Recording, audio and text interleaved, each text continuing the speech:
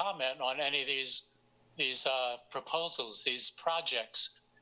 What you're covering tonight doesn't address that. It doesn't address an overlap of the two commissions in looking at projects, one looking at the land use part, one looking at the multimodal transportation part, and at least one commissioner on the Transportation Commission, Commissioner Bowen, has specifically said she wants to look at land use elements. And commissioners in the Planning Commission have also said they want to consider more of the multimodal transportation. It's not on your agenda tonight. It's very odd that this has been discussed and interest shown by both commissions, and yet the MPO does not include that in their scope. So I think maybe it'd be a good idea to have another one of these joint sessions so you could actually discuss those issues. I would appreciate it myself, I tell you. So thank you for the time. Luke Sinclair, Vice Chair, Planning Commission. Thank you, Mr. Almon. Appreciate those comments, and I think we probably will take them into account, if not tonight, at a future date. But we'll take them into account as we sort of go forward here. Do we have any other members of the public, either on the Zoom call, that are raising their hands? Becky, are you able to tell? Kyle Covey with Planning. I don't see any other digital hands being raised. I don't see anybody waving their hand around in their video screens, and there's nobody in the room to speak at this time. Okay, great. Luke Sinclair, Vice Chair, Planning Commission. Thank you for that, Kyle. So I guess then what we can do is move forward into what we have for tonight for our joint study session. We all met several months ago, and I think had a pretty good discussion in the time that we had. I know there's been a little turnover, new members on the Multimodal Transportation Commission, and I think a new chair since last time. But I guess I'd like to, if possible, first identify that the things we have to discuss, at least according to the agenda, are the land use and transportation best practices study. And then the second thing would be sidewalk variances.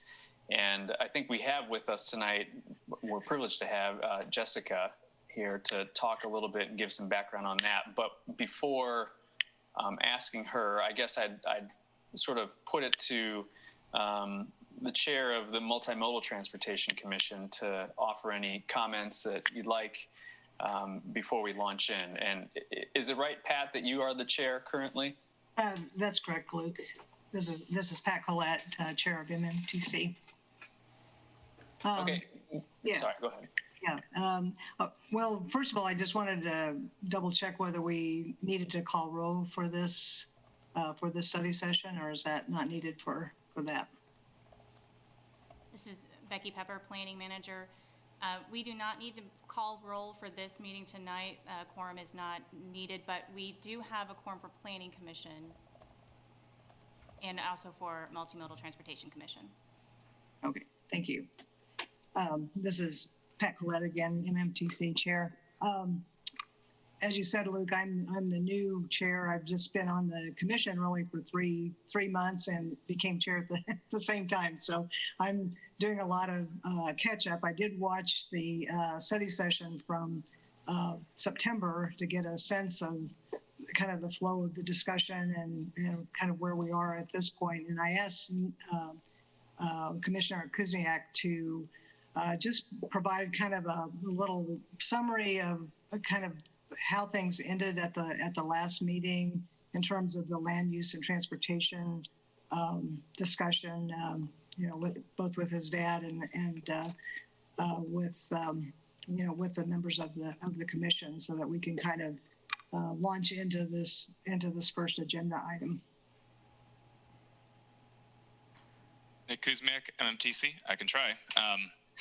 Currently looking through my notes to make sure I get the right stuff here. So I believe what we had intended to do last time was basically just set the stage. As far as I'm aware, there had not been a previous joint session between the Planning Commission and Multimodal Transportation Commission. So we had set out to try to bridge that gap by at least having an introductory meeting, which we did. I thought it was quite successful.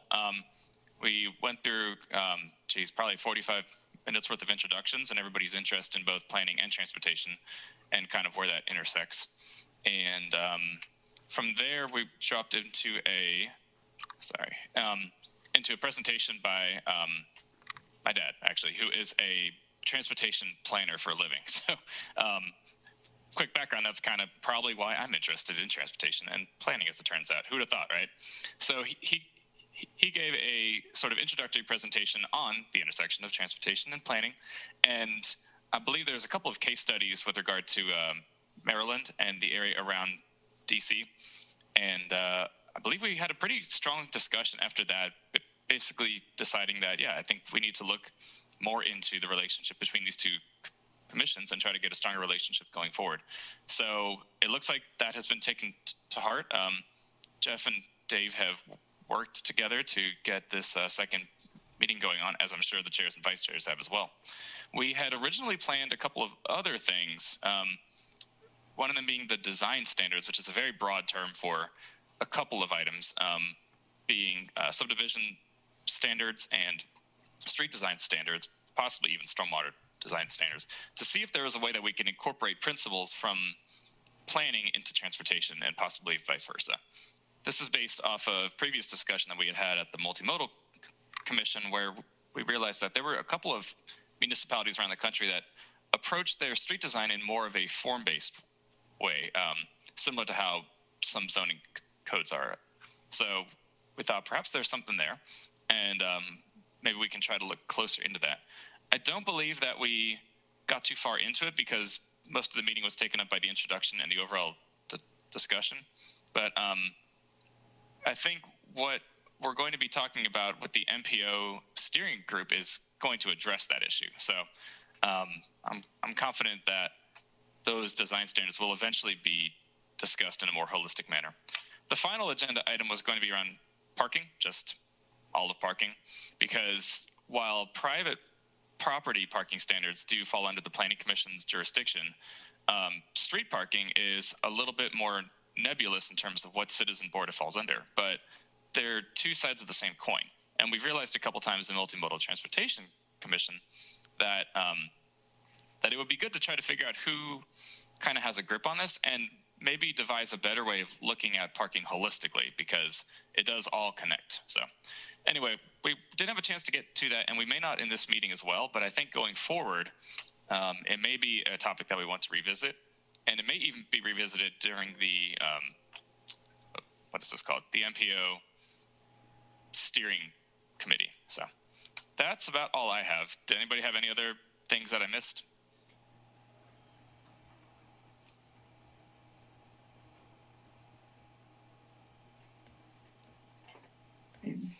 This is Commissioner Collette, MMTC Chair. Thanks, Nick. I think that's a good summary of where things were left, and I think some of that discussion at the end of that meeting in terms of kind of the marrying of Plan 2040 and Transportation 2040. Really looking at the land use and transportation and having a way that the two groups can be in step with decisions that are made by each group, and I think kind of related to Mr. Almon's comment in terms of looking at those both sides of the land use and the transportation decisions to figure out a process to really get there. So I'd like to turn it back over to Vice Chair Sinclair. Thank you, Luke Sinclair, Vice Chair Planning Commission. I guess, Jessica, would you be able to just sort of talk about, I mean, you provided a memo, and I was hoping you could just sort of speak to that and how what you put there interplays with some of the things that Pat and Nick said, and just sort of our discussion for this evening. Absolutely. Jessica Mortinger, Transportation Planning Manager for the Lawrence Douglas County Metropolitan Planning Organization.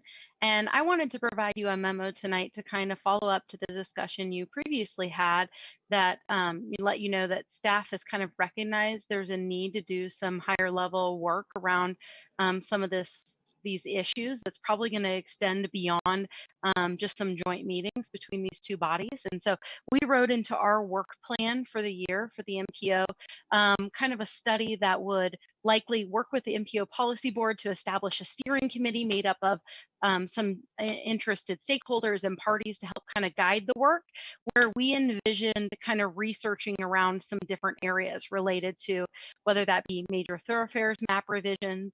Particularly, we know MMTC has discussed before considering the addition or the stratification of street classifications and what impacts that has then to code. The establishment of transportation corridor overlays that are a current placeholder in the land development code, access management planning or corridor specific access management needs. We've heard some of those issues arise around 6th Street previously, and then of course on 23rd Street, which used to serve as K10 and no longer doesn't, has an older access management plan there.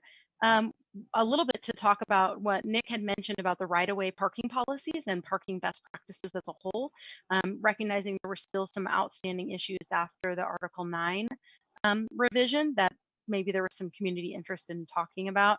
Connectivity policies for bicycle and pedestrian networks, and I think that gets to some of how public improvement plans are put together and what private requirements are for development in terms of looking at what we're talking about in terms of making connected networks, and then streetscape design. And so those are all issues that we've heard discussed before.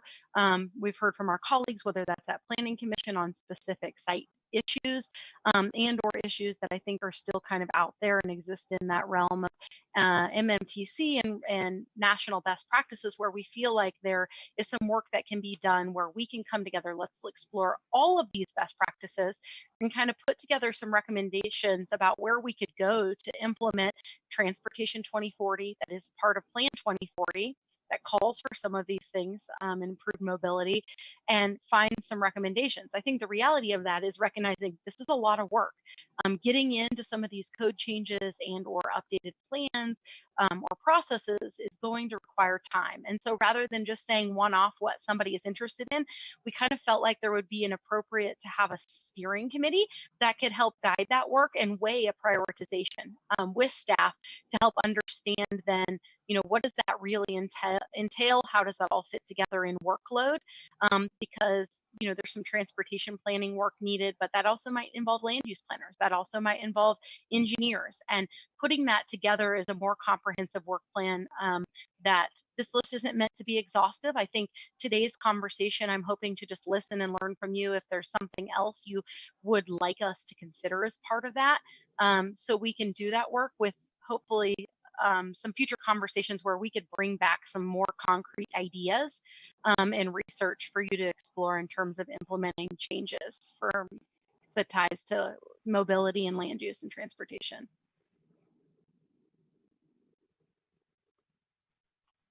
Sinclair, Vice Chair, Planning Commission. Thanks, Jessica. Thanks for being here too. It'd be nice to maybe let some of the members of the commissions pose questions to you if they can. But before that, I want to check with either anybody from PDS or with David Cronin, if you guys had anything you wanted to add that would be pertinent to us as we talk about this tonight.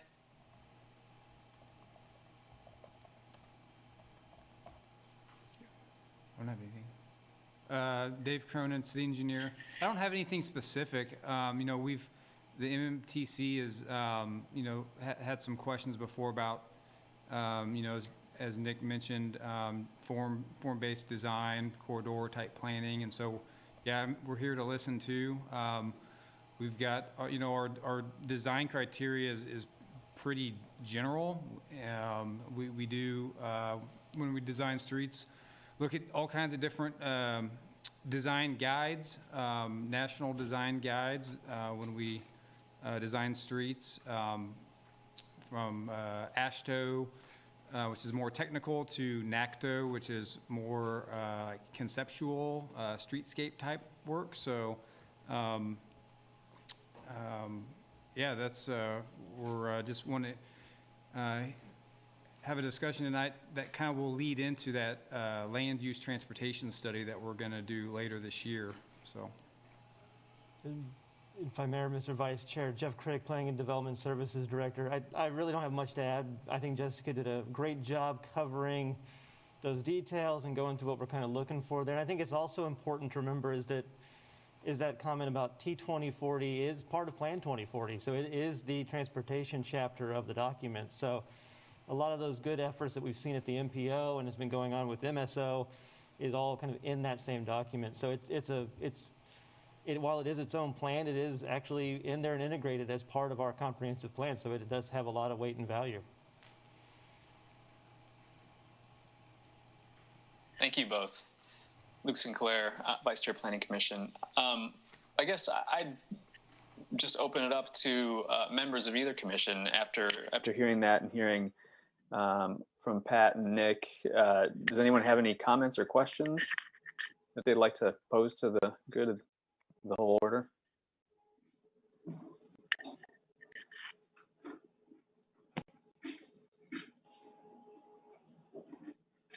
Luke Sinclair, Vice Chair, and I guess if it's okay, well, quick point of order. If it's okay, I just assume let people, members of the commissions, unmute and talk as long as no one's talking over each other, as opposed to me having to call on people. Is that okay? I guess that's a question for you, Jeff. This is Becky Pepper, Planning Manager. That would be fine. Okay, sorry, Becky, and thank you. So I see Commissioner Sand's hand. I'll just point you out since I saw your hand up. Go ahead.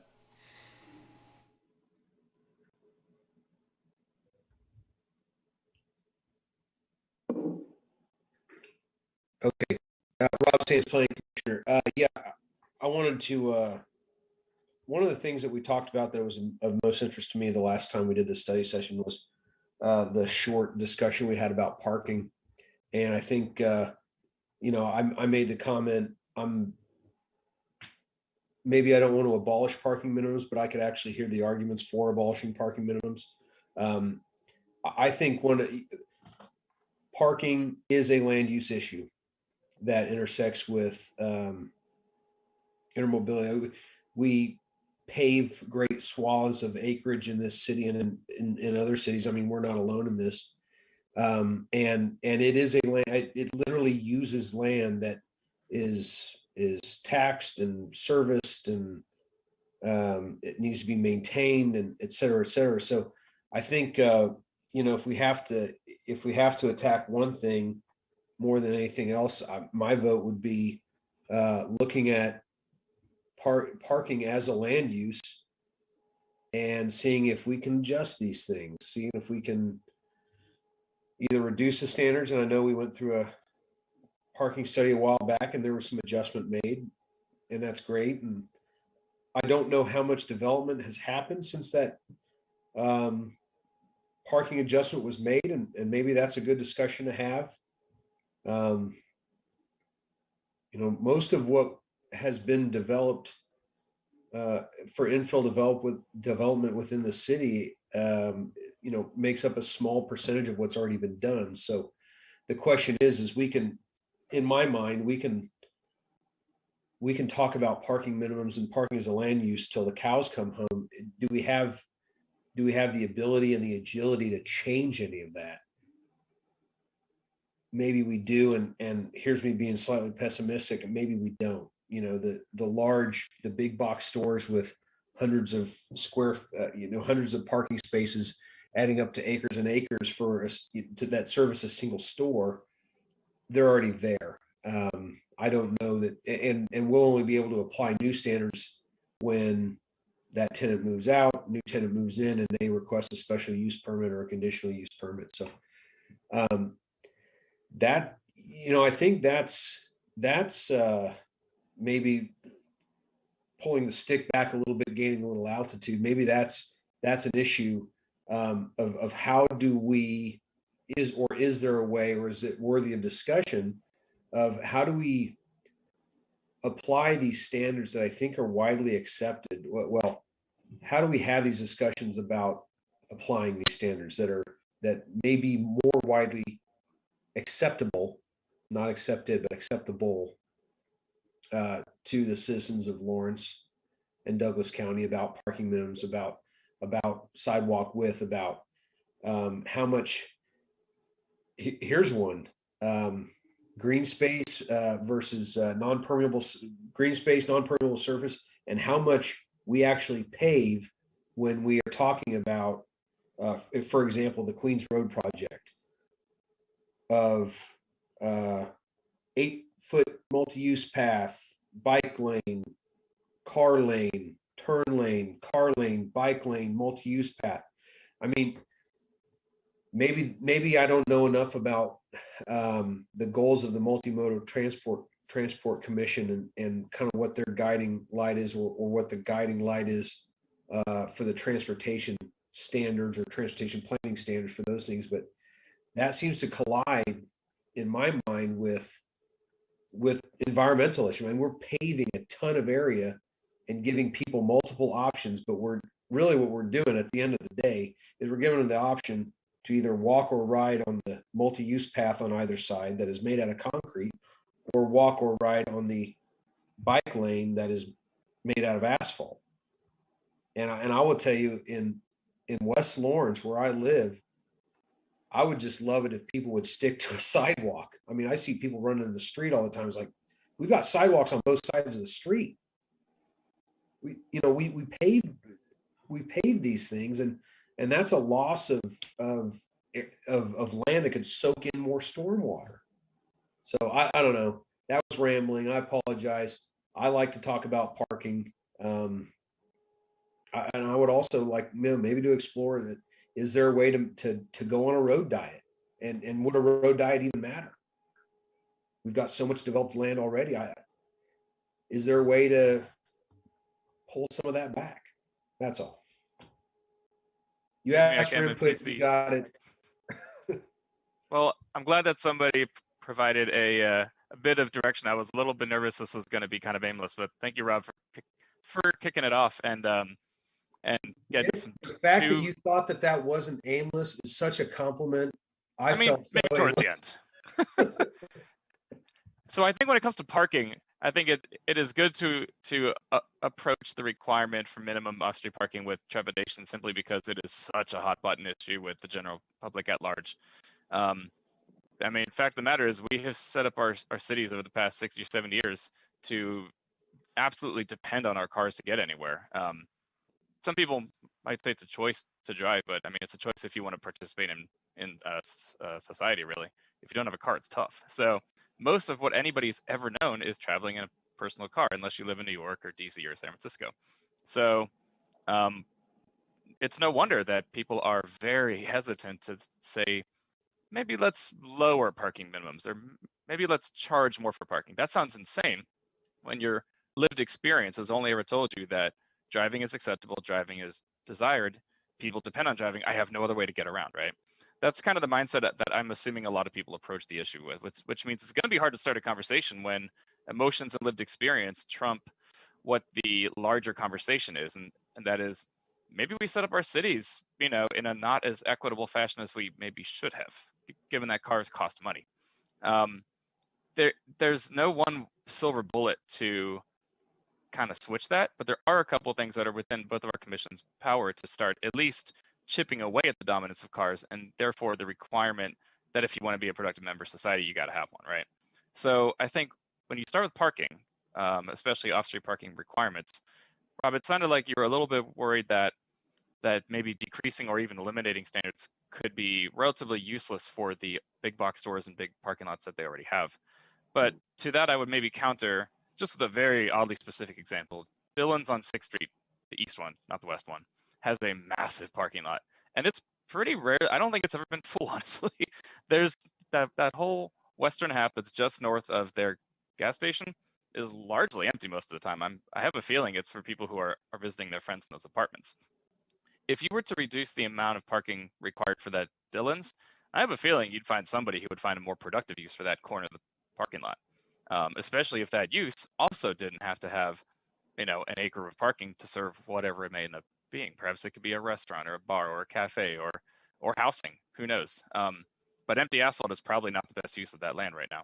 So I think if those standards were relaxed, existing uses could find more productive uses for their existing patches of concrete. As to the road diet, I think that is something that there's been a bit of a shift in thinking on our commission, in that maybe the street design standards don't necessarily meet the needs that we have in all parts of town. East 19th Street comes to mind as kind of the most prescient example at this point, where I think according to street design standards on a collector street, it had to be 31 feet curb to curb, which for a couple of the design alternatives meant really just one lane in either direction, and each of those lanes being like 16 feet wide, which is really, really wide. That's wider than, being on an interstate. Not only do streets contribute to impervious area and increase maintenance costs, but they also contribute to excessive speeding, because it's really easy to drive fast on a wide road. That's why racetracks are really wide. So, two very different issues, but both of them are going to have to come into play for both of our commissions. Street design, often, I think, and correct me if I'm wrong, staff or commissioners, it can come into play in subdivision standards. So when you're first plotting out a new subdivision, you're going to be laying down streets. And I believe those actually do come under your purview, planning commission. So there may actually be some places where you guys work on what would be thought as transportation stuff. So anyway, again, kind of rambling, but I think those are two big points that we have a lot of intersection on here: parking and the width of streets.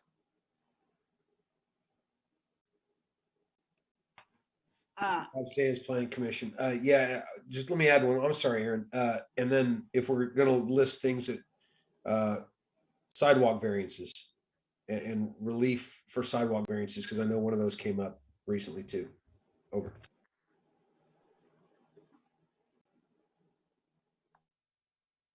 Luke Sinclair, Vice Chair. I'll step in to referee when there's so many hands up. But I think Commissioner Paden and then Commissioner Ashworth both had your hands up. I don't know who went first, but Commissioner Paden, I think you jumped in. So can you just go ahead, and then Commissioner Ashworth can jump in after you're done. Erin, Paden, Planning Commission, and MMTC. So this might be kind of rambling also, but one thing that I feel like in the last, whatever it's been, 7 years, that I really still feel like I'm having trouble getting my head wrapped around on our ability to change, I think comes from both directions. But I mean, when I look at Plan 2040 and I look at the direction land use wise that our city continues, I feel like, to develop in, for example, the new hospital and the new police facility, to me, it seems all more and more car-based rather than less and less. And so I often question, are we actually headed in the direction that I feel like our plans say that we want to go? Do we have any power to actually change that? I mean, I've heard stories lately about, well, never mind, forget it. I don't need the anecdotes. But I think about that, and I think about, okay, my question would be, we were talking about street design or streetscape design. And I think some of this falls into it, like when you already have a street like 6th Street, you know, I know that Nick kind of said something about this, but when you've been planning for the car for 60 or 70 years, I think the difficulty I have is like, I still can't wrap my head around how to back that up, how to change that. And then when we do change things, or we do redesign a street, or we do surface a street, or repair a street, it so often feels that we're not really making headway.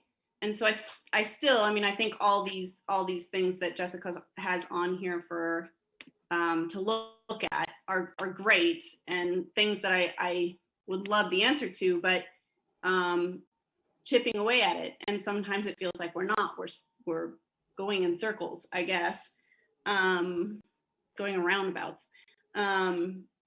So I guess I kind of want to know, how do we get at that from both directions? How do we change the way we're building roads when you have a street like 6th Street already? I feel like I'm not making myself clear, but I feel like street design streetscape design could make a lot of difference. And one thing that I'm specifically curious about learning more about best practices is when you have something that's redeveloped or developed and you want to redevelop it, what has been done to make something less sprawl-like.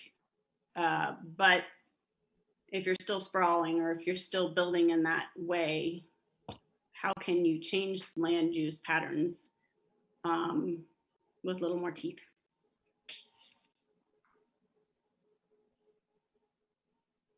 Sharon Ashworth, Planning Commissioner. I was taking off from Commissioner Sands' starting example of parking minimums. It just, to me, that's a great example of how these things can intersect with so many other issues. And looking at it from, excuse my cat, a little bit above just the issue of parking minimums, because when you're looking at parking minimums and could we reduce that, you're also looking at where's that traffic, those cars are going to go, because there's always a time lag. You concentrate on cars for all these years, it's going to take a long time to get people used to other modes of transportation. So then you have to look at the neighboring areas, the neighborhoods close to downtown, close to the university, that maybe we need to look at permit parking so that that overflow doesn't go over to there, doesn't go over to the neighborhoods and fill those parking places up. You're also looking at bus routes when you're considering minimum parking. Why do we not have a circulator bus going downtown? Maybe that's a potential option to keep people from their cars. You go to Denver and many other cities and they have a dedicated bus that runs up and down the equivalent of Mass Street, or a circulator bus. You look at the sidewalks. I mean, people being able to walk downtown, wheelchair downtown, bicycle downtown, when the sidewalks are just, you can barely use them in some areas. So it's a great example that Commissioner Sands brought up, is that parking minimum basically has all these domino effects that also need to be addressed at the same time to come up with a comprehensive, if it's possible, instead of doing it piece by piece, to look at all the potential impacts radiating out from that one decision. And how do we bring all that together? How do we look at all of those? And there was something that Commissioner Paden mentioned about the, and I lost it, I'll have to come back to it. But one of the things on the outline here that was given to us is connectivity for bicycle and pedestrian networks is a key part of that, in terms of looking at the overall ability for us to switch more to other modes of transportation besides depending on the cars.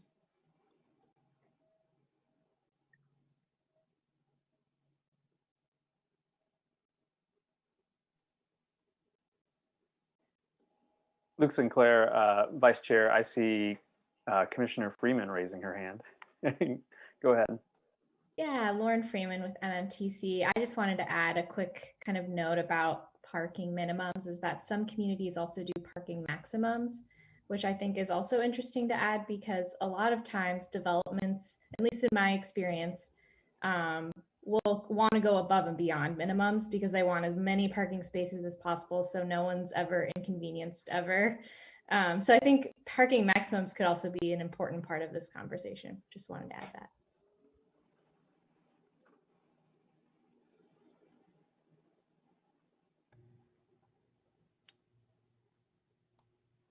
Luke Sinclair, Vice Chair, Planning Commission. Commissioner Bryan, feel free to say your piece. Thank you. So when we had the discussion about, this is Commissioner Bryan, MMTC, when we had the discussion about parking, we did specifically talk about minimums and maximums. And I just wanted to kind of add another layer to this. Parking has to be looked at from both the off-street requirements and the on-street capacity. And so why we kind of see this as a good intersection between planning and MMTC is that you really can't, if you do one without consideration of the other, it could have potentially a negative impact.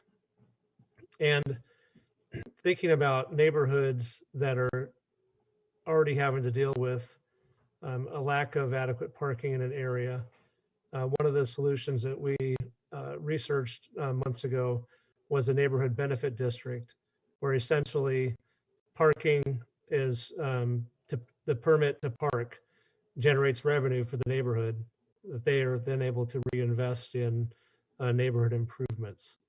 And I think that was, I can't remember the cities we looked at that had that, but there were a few cities that used those neighborhood benefit districts that I thought that was really intriguing. And it kind of makes the case to a neighborhood that there's a way to make, to generate revenue for their improvement. So that could change some of the posture that's already existing in neighborhoods that feel like they are imposed on when people park in their neighborhoods. And I think there was a process where the neighborhood residents were exempt from those fees. So it really, truly is a burden put on the visitors to the neighborhood that are using the on-street parking there. So I think that's something we need to probably learn more about. Another kind of related to this, and I think this is more about placing it in another context, is we've already had some discussion about how much land is dedicated to parking vehicles. And what we haven't really connected it to, though, is efforts to redevelop and increase the density of our community. And I think when we talk about redevelopment, we don't hear any discussion of, or I haven't heard discussion of, use of existing parking lots. And I think that should be deliberately discussed. We know, I mean, just in this conversation, that there are pretty large surface parking lots that aren't being utilized for parking. And if they are ever to be utilized for parking, it's probably rare and more of an exception that can be, managed. So I wonder, when we're talking about how much land is available, if we could start to quantify parking that might serve that purpose as well.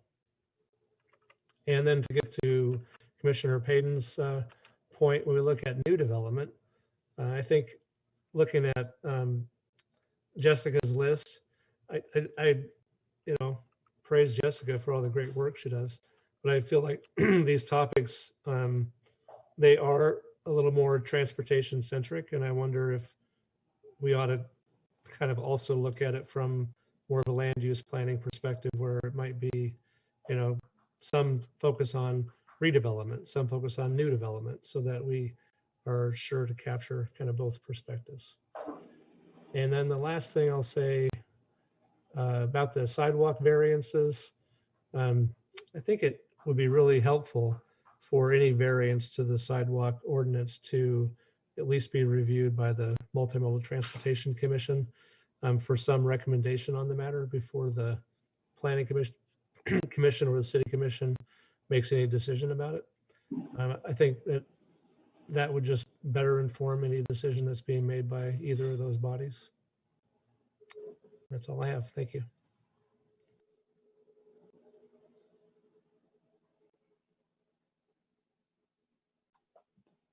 Luke Sinclair, Vice Chair, Planning Commission. Commissioner Bowen, is that right? I see your hand up.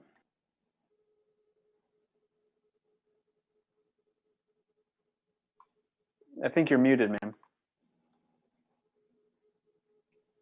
People are not going to give up driving unless they have some reasonable alternatives. And we can't do it all from the transportation perspective. As Commissioner Bryan was suggesting, we need to look at the land use. We have to give people reason not to want to drive. So is it possible that the city could be giving more guidance in development and redevelopment so that things are more nodal?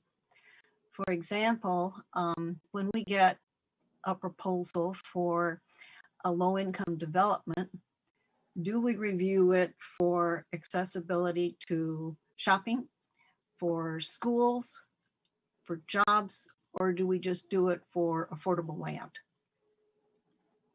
If we have a more overarching picture of what we want in the city, can we push that kind of guidance?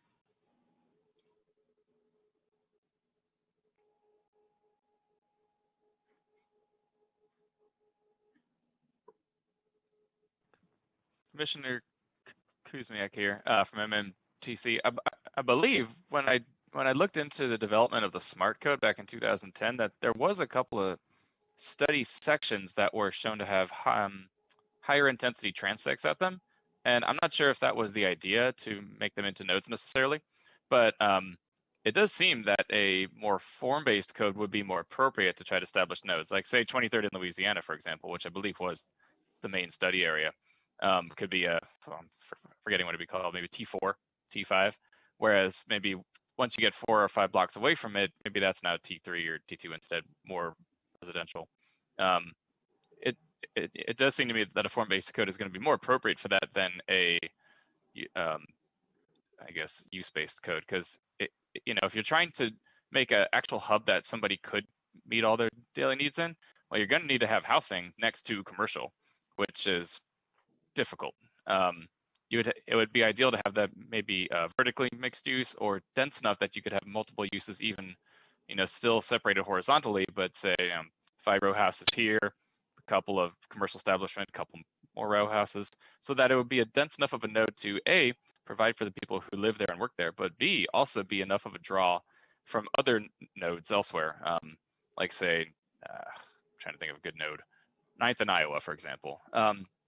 So yeah, I maintain that it's really unfortunate that we have this great form-based code that has been used a total of 1 time over 11 years. But I mean, we do have the tools right now to technically do that, but it would take some advocacy on our parts, on city staff's parts, and an education to the public as to what it is.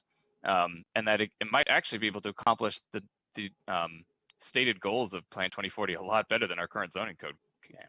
So I have heard from others that, wow, that was back in 2010. It's not even really relevant anymore. Yeah, but our zoning code's from 2006. So is that really relevant anymore? It's kind of debatable, honestly. So I really highly urge the Planning Commission to try to resurrect this thing and see what you can do with it. And instead of making it necessary for a development of like an acre or 2, I forget what the trigger is, but it's not easy. Like from what I read in the code, you can't just say our neighborhood is now T4. You have to actually have some redevelopment of some acreage that actually triggers that. So yeah, no wonder nobody's ever going to use it for infill development. That's impossible. So basically we have a potentially amazing but functionally useless code that is on the books that could help us meet a couple of our needs in both Plan and T2040. Mr. Vice Chair, if I may, Jeff Crick, Planning and Development Services Director. To Commissioner Bowen and Commissioner Kuzmyak's point, the smart code does have specific areas that are sectioned and designated as part of the area. So you can go directly to a T-zoning, as it's known in that code, and go right into those items there. But also, many of our sector plans also have that nodal development in there, and they've had it in there for, in some plans cases, almost coming up on a decade now. So it's one of the key driving factors we see in Plan 2040 is that nodal development. So it has a lot of that kind of same issues in there. So just wanted to kind of bring that up and let you know it is in both the sector plans we have, definitely in Chapter 21 for the smart code. And I think that's probably something we're going to have to look at with the land development code to make sure if that is the guidance and the direction is going to. I think it might take a little bit more work to kind of bring it up into alignment there, but it is that plan backing for those kind of nodal developments currently on the books. And it was actually in Horizon 2020 before Plan 2040's development. So it's been a big part of our community for quite a while.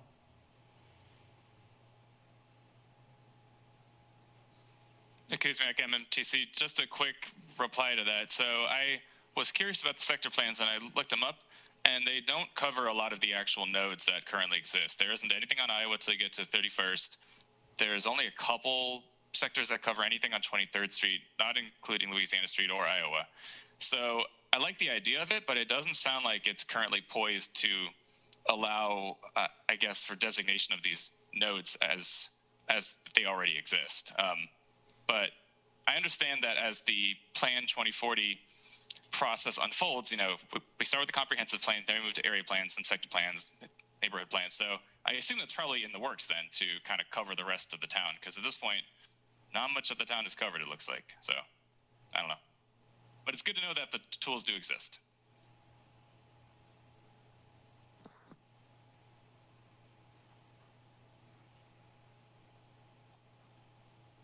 Luke Sinclair, Vice Chair. Commissioner Carpenter? Jim Carpenter, Planning Commissioner. I just want to say this about the smart code. Be careful what you're wishing for, because that smart code we have now has to be totally revamped. It does not comply with Plan 2040. The nodes that are in there now were just used as examples. It was pushed through. People didn't understand what it was when it came through back in 2010. And it has a potential to remove almost all public comment or input in a plan. And if that's, where we want to go and say, hey, this is what we think the whole city should look like, and you never need to go to the planning commission except to say, yes, this is an application under the smart code. Go appoint your committee and make your administrative decisions with no public comment throughout the process. That's what we have now. So if we want to use a form-based zoning, I think that's another discussion. And I think the smart code we have now has to be really revamped to reflect the community values that we have here in Lawrence.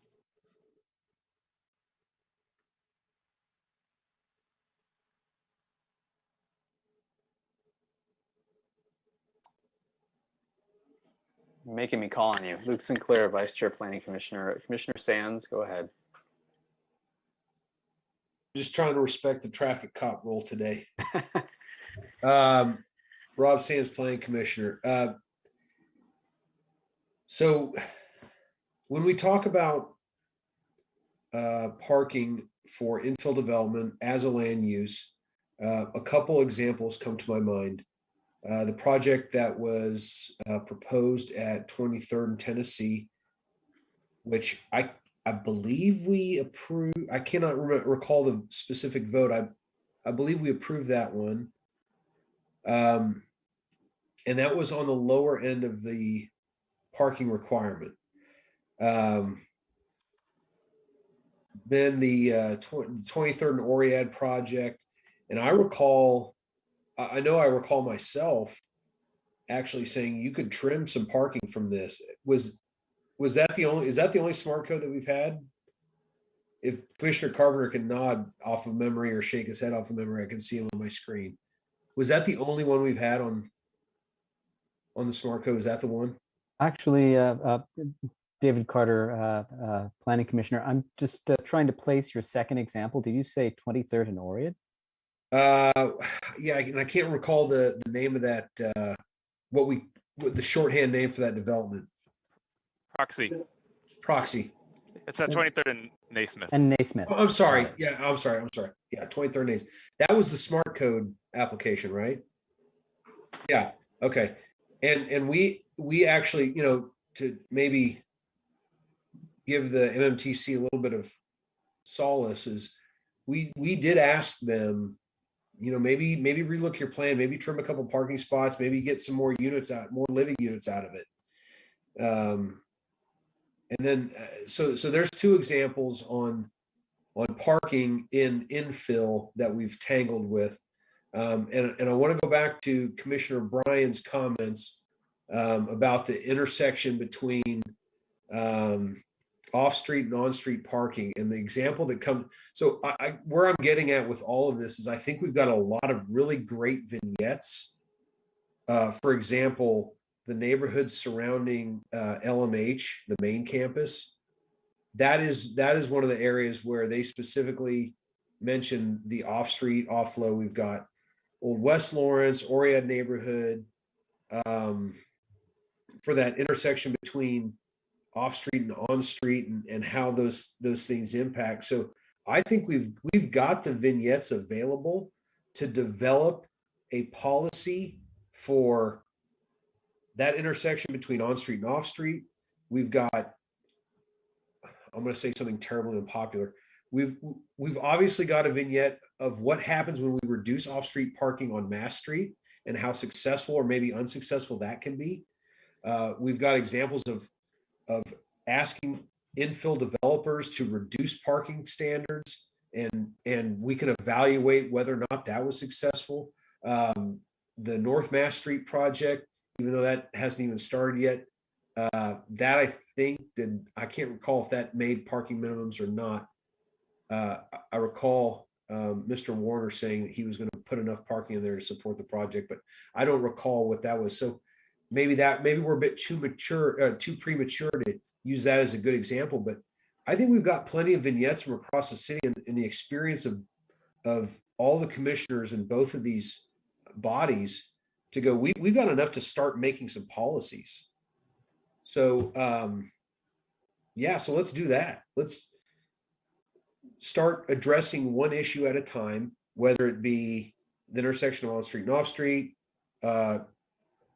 development of existing parking lots. We've got some examples that come to mind there, or infill or whatever. Pick one, work with staff, develop a policy that meets that objective, then move on to the next. And it'll seem like we're not making much progress, but if we take one issue and just move it incrementally down the line, then I think we can actually arrive at a series of policies that, number one, give developers some guidance, that also meet some transportation objectives, and that really dedicate land use to the things that we need to use land for efficiently and effectively, whether it be residential housing or commercial development. Actually getting to the nuts and bolts instead of just paving everything in our city. Sorry, more rambling.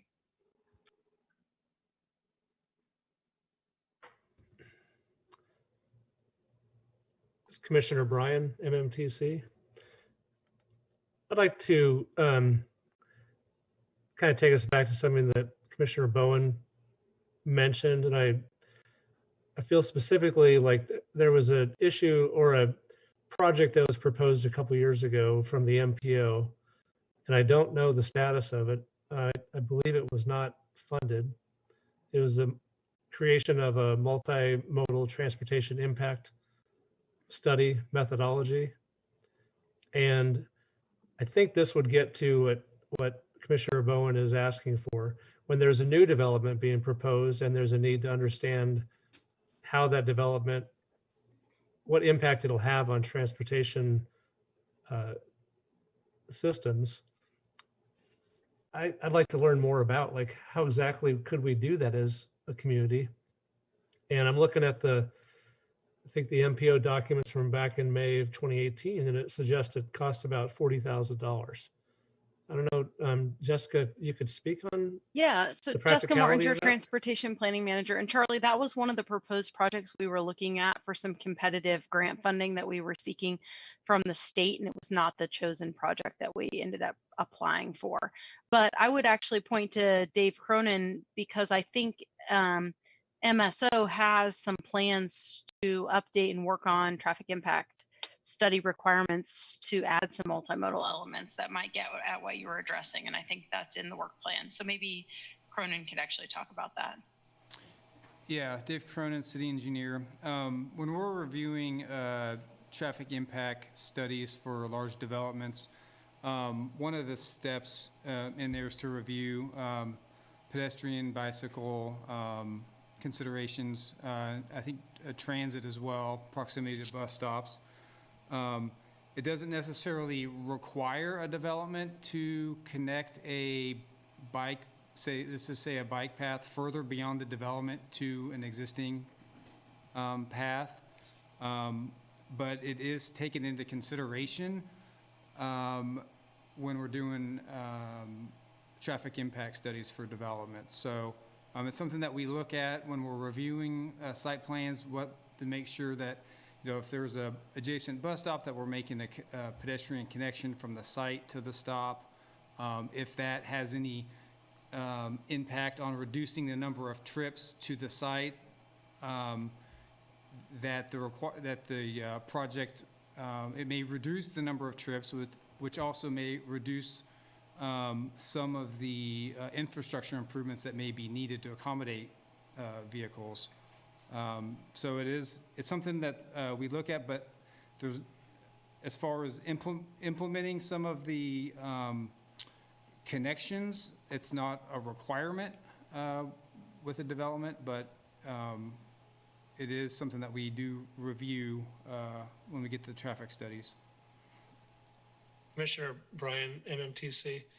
Well, thank you for describing kind of where we're at with that.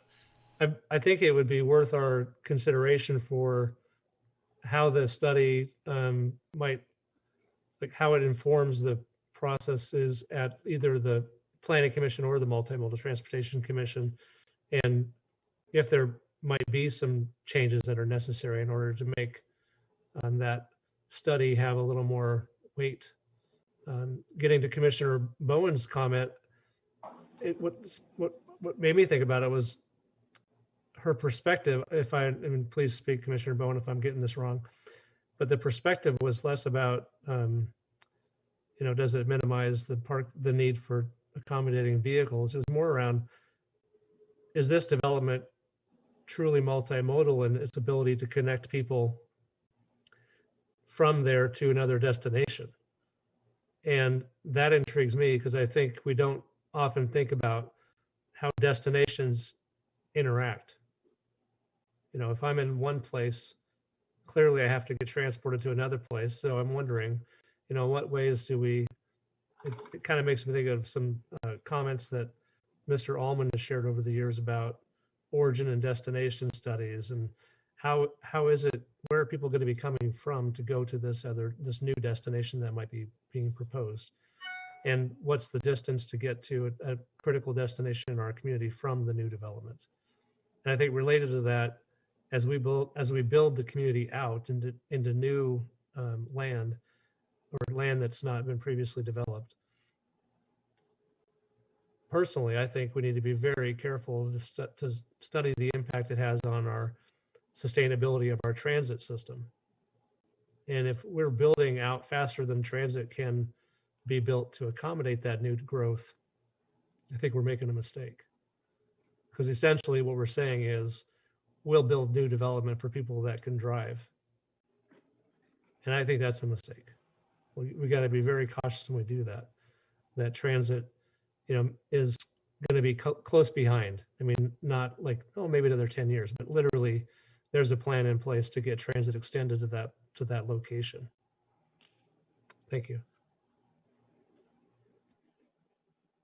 Lou Sinclair, Vice Chair, Planning Commission. Commissioner Shanklin? Greg Shanklin, Planning Commissioner. I'd just like to follow on to what Commissioner Bryan just said. T2040 has some good performance measures, particularly relating to the consequences of urban sprawl, notably the density and single occupancy vehicle performance measures. And yet, there really isn't anything that says in the way of a performance specification or a standard, we shall try to achieve X in either of those performance measures. And with respect to density in particular, I wonder if planning staff has modeled for a more dense, urban core, and what the effects on transportation there might be as a result of that. Certainly, we are treading water at best and probably losing ground to development at the urban fringe. And so I think the first step would be a study component that I would like to see added to these potential research areas that are on the agenda is how to establish performance measures and the means to try to achieve them. Not just aspirational, we want this to trend downward or we want this to trend upward, but what are we going to do about it? Thank you.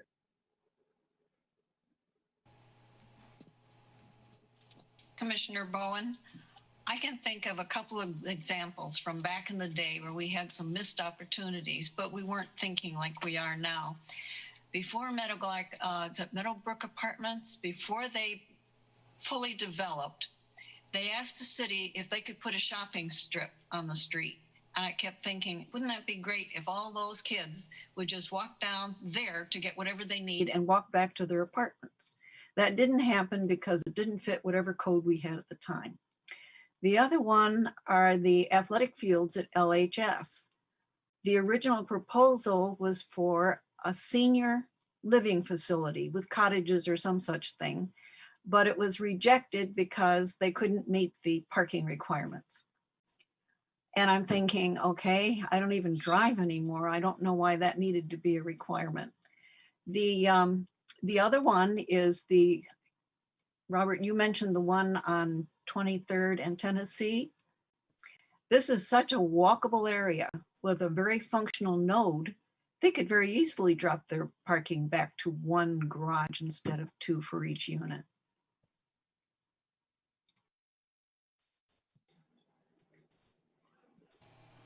Planning Commissioner Sharon Ashworth. Yes, piggybacking on Commissioner Bowen's comments about examples. I wonder if those would provide a good study tool, not only these missed opportunities, but another example, for instance, I imagine with the downtown master plan, there has been some planning from the planning staff and transportation planning staff around transportation with a denser area in conjunction with that downtown master plan that's being worked on. So that could provide a study session. I'm also wondering about certain things. I remember when the intersection, that whole, I forget what it's called now, 6th and Wakarusa, that whole new development in the northeast corner of 6th and Wakarusa, that was advertised as going to be a very neighborhood walkable friendly area. And look what it is now. I mean, what happened between that plan and what exists there now, which is very car centric? What happened to when they were developing the central district for KU here down on the western end of 19th Street? That was supposed to be a wide, bikeable, walkable path next to retail. And it's just a bunch of blank walls for dorms. I mean, what happened between the initial idea and what we read about in the papers and what was going to happen and then what we see now? I think those might be helpful in terms of realizing where things took a wrong turn or a right turn in terms of that intersection of land use planning and transportation.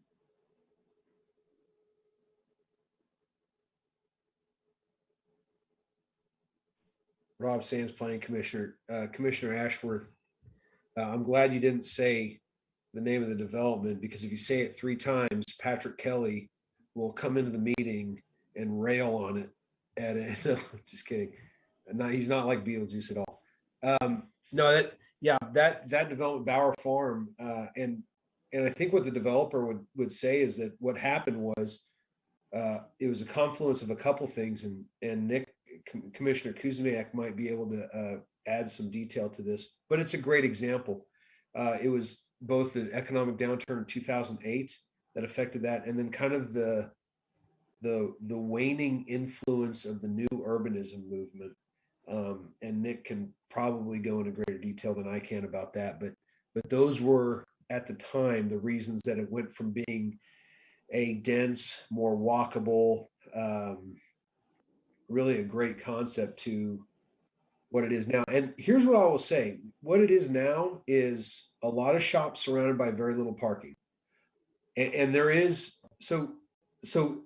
you bring up a great example. Bauer Farm is a great example of a confluence between on-street parking and off-street parking.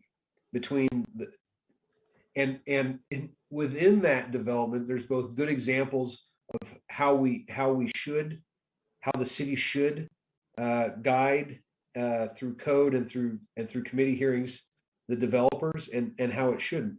And my example is on either side of that street, and I don't recall what street it is, on the south side of it that kind of bisects Bauer Farm. On the south side of it with the Orange Leaf and where Biggs Barbecues used to be, and the tire store and the restaurants and those kinds of things that face into 6th Street, you've got their enclaved shops, and they're very small parking lots. And how do I know they're small? Because when I take the boys to go get orange leaf, it's a chance you might not actually get to park in the off-street parking. So then you have to park in the on-street parking. On the north side of that road, where the Sprouts is, where the Petco is, are these very, very large parking lots that I have never seen full ever. And maybe they're warranted, maybe they're not. Maybe the developer wanted that parking, maybe the city code required it. I don't know. But Commissioner Ashworth, Bower Farm is a great example that we could use as a vignette that says, how do we do on-street, off-street density and make it usable and not waste any precious land? Commissioner Bryan, MMTC. I want to throw out just another way we might frame this off-street, on-street parking balance. Essentially, we're talking about public and private parking. And the need for private parking is there because we haven't provided enough public parking. The public right-of-way isn't being used to park cars. It's being used to move cars. And because we make it a requirement of private developers to provide storage for vehicles, then they need to have public right-of-way to allow cars to get to those locations right in front of their shops, which really interferes with it being a very pedestrian-friendly environment. Now, if we thought about it as public parking, we would probably never come to the conclusion that public parking should be spread out in front of every single shop. We'd probably consolidate it into a public parking garage, or leave it on the street, or do something else that feels more efficient from a public's perspective. And then you would end up with private land being used for maximizing the revenue that can be generated through that private land, and for the pedestrian spaces that might further encourage the use of that private land. So I think as we go down this path of talking about parking, we maybe should be thoughtful about, the words we're using, and maybe we frame it as about public and private parking and the balance of that. And maybe it's too confusing to talk about on and off street parking. But however we do it, we need to always be careful that when we talk about parking, that we recognize it's not a we have to look at it from its totality. And that gets us into, if we move it into the public domain, there's greater tools that we can bring to bear to manage the demand for parking. We can also probably use that space differently if needed over time. It's harder for, I think, that private property to suddenly get redeveloped into some better use. But with public land or public right-of-way, it becomes part of the public domain and how we use it. Maybe it needs to be used for more green space when there's fewer and fewer cars being used. Who knows? That's kind of pretty far out there. But I think how we frame the discussion might impact how the community kind of understands what we're wrestling with. And they're not going to probably spend as much time as we might on studying, the best practices out in the country or in the world around how we store vehicles when they're not in use. Thank you.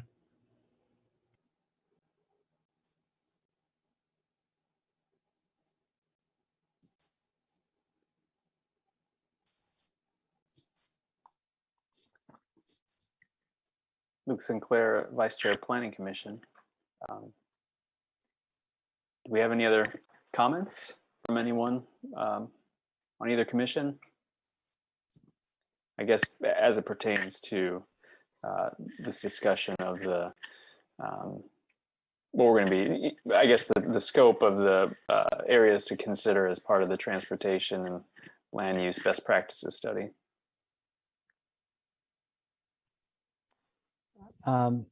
If I could, David Carter, Planning Commissioner, I'd just like to return to the memo that was part of our packet and ask Jessica or anyone else sort of responsible from the MPO Policy Board about the intention of the memo what you'd like to be able to accomplish out of it, and from this discussion, to what degree this discussion is fueling the next steps. I mean, I think what's brought up in the memo is fantastic. I mean, I think just this discussion alone illustrates how many intersections of planning and land use there are to explore, how difficult it is to prioritize one over the other. And so I'm just curious, in the memo, you mentioned guiding the work over the third and fourth quarters of 2021. And I wonder, given just what we've done in the past hour and a half, how you would intend to prioritize the items that come up, how you would intend to research and study them and reach some sort of policy recommendation, and then also whether, what kind of timeline you're looking at in terms of the existence and functioning of the subcommittee. Yeah, Jessica Mortinger, Transportation Planning Manager. So I think the first thing was just get everything on the list that we think we're talking about. And the MPO kind of typically when we do planning processes, we have the MPO policy board, that's our governing body, appoint a steering committee. So we would work with other staff at the city to identify a list of stakeholders that should be included in that process. And that would be like, just like Plan 2040 had a steering committee, we do that for many of our planning processes. And so we would envision that committee helping us shape the work. I think it's probably going to be lots of conversations like this to help us understand and decide how we're going to do research, how we're going to present it. I kind of have real high level ideas about maybe what it could look like, but I think we're willing to also recognize that this work is not done in a vacuum, that it is done with sensitivities to what's happening politically, sensitivities to what our plans are calling for, and where there's public interest and momentum in moving forward. And so I think hopefully that steering committee can help guide us in some of that work. And ultimately, it's obvious it's going to be back to the, once we finish a process or have a point where we can do stuff, maybe we need to do other engagement around it, around specific issues. So we've kind of identified it. We have a work program because we're grant funded. We have to say what work we're doing in a specific year. And so we've identified it to begin kind of in that third or fourth quarter. It could take longer. We recognize that many of the tasks, if we identify and prioritize some of the work, that this could be work that needs to be done over the coming years. It could be needing to prioritize with other city staff. So it's not to say that third and fourth quarter is going to be the only time we talk about it and have recommendations and we're just going to be done. I think it's the start to the process to recognize what type of things are we specifically talking about in terms of actions or required changes to documents, policies, process, to really implement our community's vision and expectation out of Plan 2040 and therefore out of T2040. Someone mentioned earlier, I think Commissioner Shanklin, and I wanted to say, we do a travel demand model. We look at that as part of our long-range transportation plan development, which we will be starting again next year. We're federally required to do those every 5 years. And so we have historically done different scenarios based on projects and a level of service for transportation projects when we look at vehicle capacity on the roadway. We'll have some options as we explore what the next plan development looks like to maybe add mode choice to the model. So looking at what does transportation demand look like if it's spread across modes instead of just automobile, which is how our current model reacts. We also have opportunities to discuss what different density and population scenarios have on transportation projects and products. And I think Plan 2040 really lays out a way for us to do that because it envisions something a little bit different and more intense than Horizon 2020 did. That makes a good case for that something for us to consider. So I think my answer is kind of vague. So if I didn't answer something really specific and you're still looking for an answer, you can ask it again. But I think the reality of it is we don't really know, and we're open to seeing kind of what that process looks like and how that hopefully that committee can guide our work in coming up with something that's really realistic and a useful work list for moving forward. And if I may just kind of piggyback on Jessica's comment, Jeff Crick, Planning and Development Services Director, one of the big analytical tools that's in Plan 2040 is a population model that runs behind the scenes that we use with MSO's water, wastewater utility studies. We use it with part of Transportation 2040.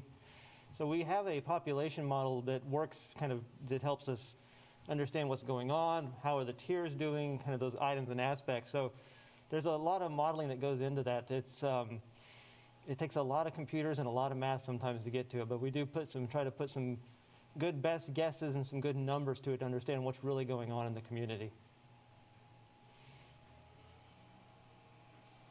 Brings up a quick question for me, Sharon Ashworth, Planning Commissioner. When I look at your list and I see connectivity policies for bicycle and pedestrian networks, I can understand how all this can be mapped using the population studies, sophisticated models for destination and paths and knowing where the gaps are.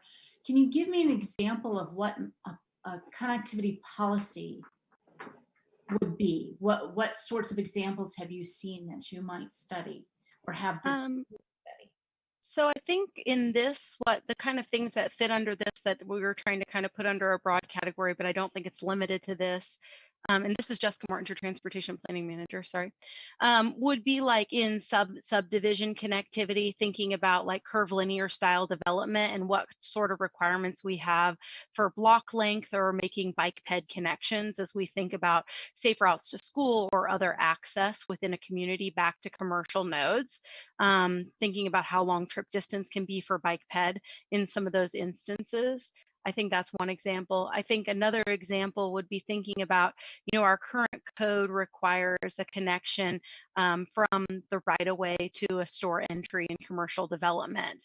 But there are some form-based connectivity policies that might make those situations more walkable, thinking about how long the distance of that connection can be.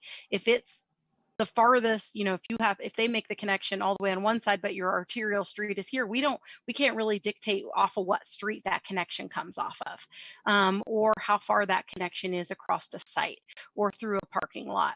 And so I think there's some other things we would want to explore there in terms of best practices to really think about how do we make walkability attractive as a mode, as opposed, like to get across a huge privately owned parking lot. So I think those are some of the types of things I was thinking about. If you were thinking about something else, I'd be happy to listen and entertain any ideas related to connectivity policy.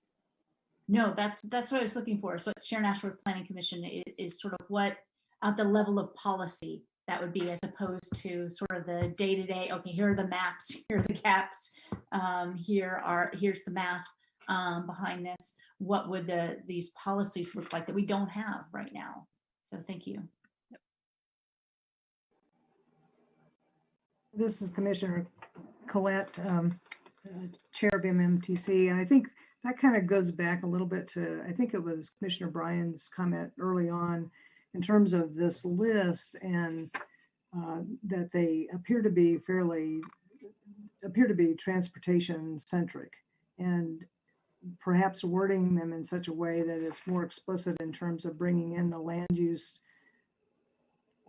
perspective that goes into it, because underlying it there are lots of land use policies and that have to be taken into consideration. So just wording in such a way that it's more explicit in terms of those two perspectives, and that's really what we're trying to get at.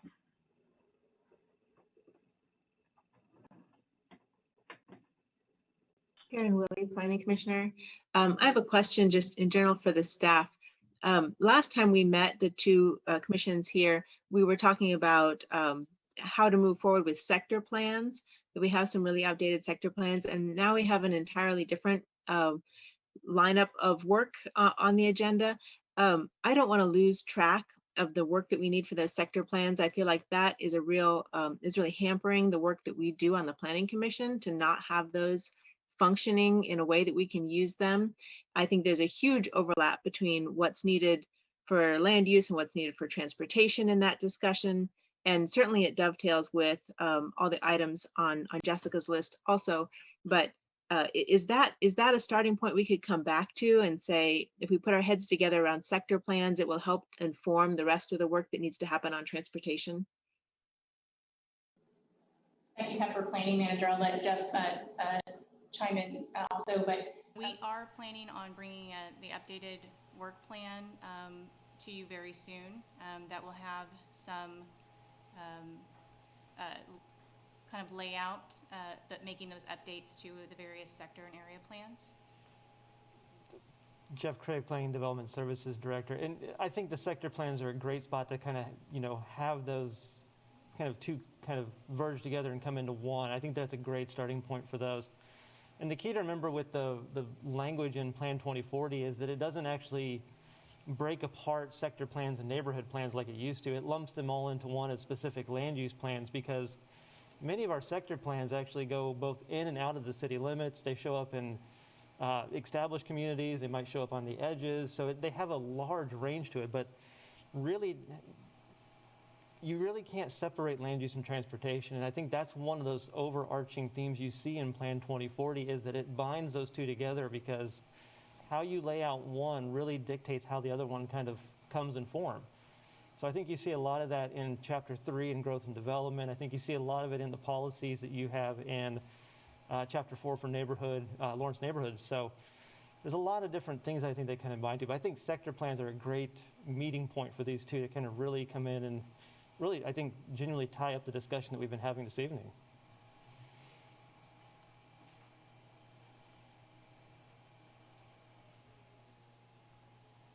This is Commissioner Collette, MMTC Chair. And so what would that process look like then? I know that was talked about at the end of the last meeting in September, and I was curious about that and just how that would play out with the MMTC and the Planning Commission. Do you have any ideas on that?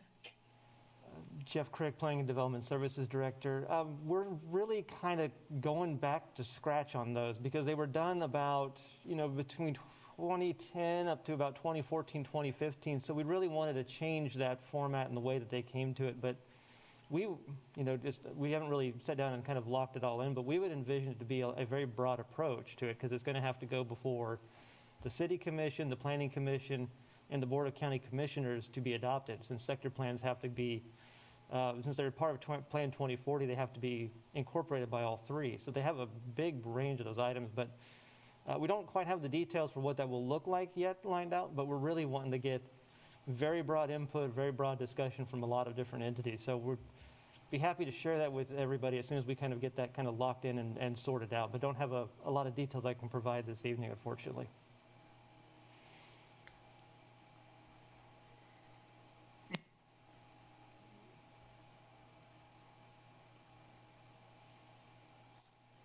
Luke Sinclair, Vice Chair of the Planning Commission. Any other comments about this particular topic?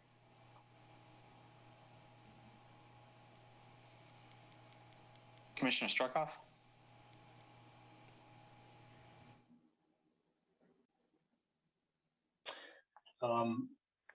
Eric Struckhoff, Planning Commissioner.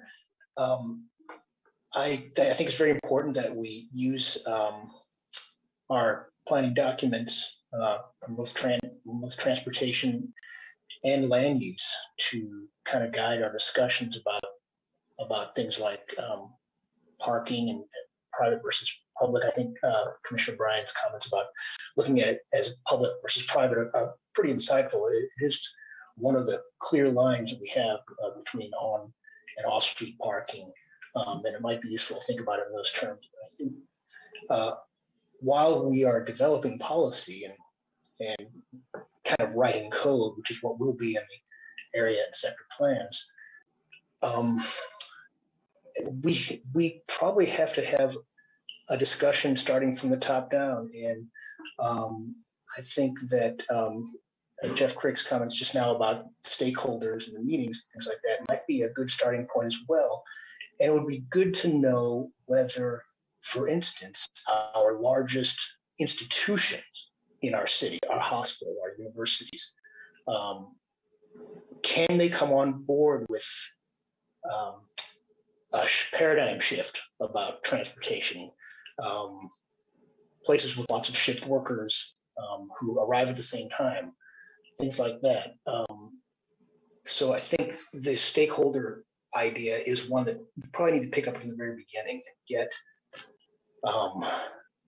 KU and LMH and Baker and Honeywell and our top 10 employers, Hallmark, AMAR, to the table to think about what benefit could those institutions and employers gain from improved efficiency in our transportation systems. How can the city, how can these institutions work together to reach a goal of reducing trips onto those campuses or workplaces? Do they need better bus service to their location? Do they have a plan to carpool or something like that?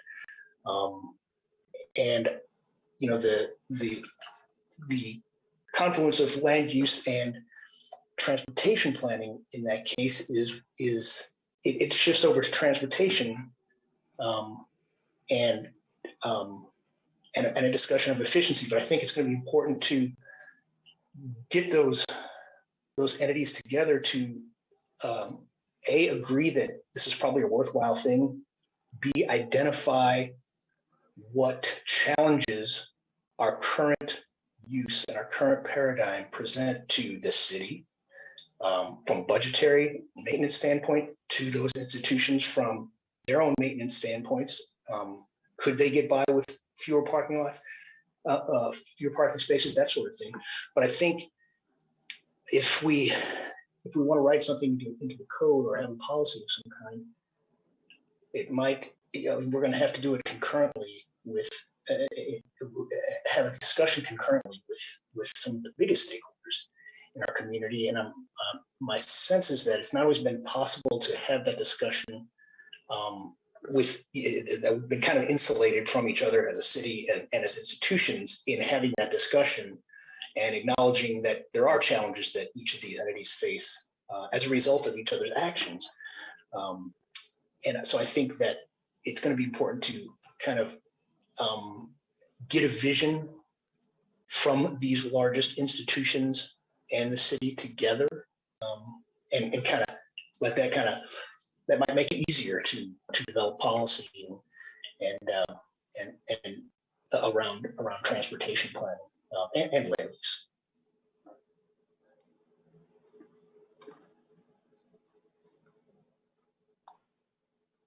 Luke Sinclair, Vice Chair, Planning Commission. Thank you, Commissioner Starkoff. I don't want to cut this part of the discussion short, but we have on our agenda also a discussion as an item, sidewalk variances, and I think I've heard a couple mentions of it, but I'd hate to cut that short and give it short shrift. So I guess one question I have is that particular topic, and I'm drawing a total blank here, so maybe Becky, it'd be best if you spoke to it, but is that topic, is there a particular end goal to that discussion or a motivation for having us discuss it tonight from planning's, the staff's perspective? Becky Pepper, Planning Manager. I'll also ask David Cronin to answer too if there's more information he wants to provide. But I think that planning staff is, there have been more requests for sidewalk variances that have been brought to the Planning Commission. So I think one of the ideas behind it was to just start to have this a discussion and get feedback from the planning commissioners about these types of requests.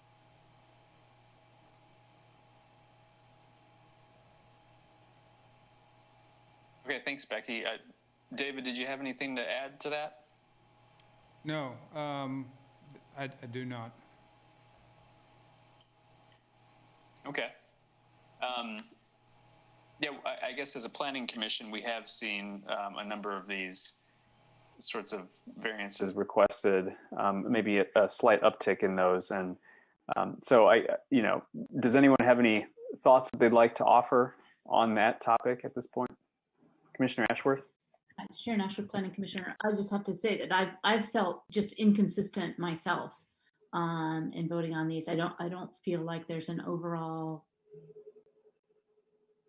I guess an overall goal that we have in looking at these. They've been very piecemeal,